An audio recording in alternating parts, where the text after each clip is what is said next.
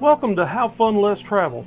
I'm Jeremy, back with some more tips and tricks to save you some time and money, or in this case, to help you get the most of your time at Silver Dollar City.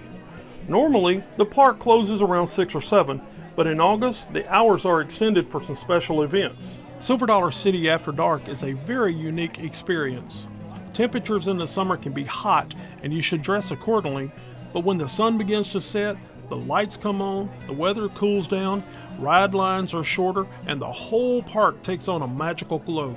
From walking the streets to riding the rides in the dark, it's like the park has taken on a whole new life of its own. And don't forget about the new drone and fireworks shows. I can't wait to see those myself. Do you have your own after dark tips? Drop them in the comments, we'd love to hear them. Just please be sure to keep them clean. This is a family channel. Be sure to check out the description for printable tip sheets so you can bring with you to the park and not forget any of the time and money saving tips. Thanks for watching, and if you found this helpful, smash that like button to let us know. It shows me you're getting something out of these videos. Have you ever wondered what Silver Dollar City was like in the early years? The video shown here shows some old 8mm footage of the park from 1976.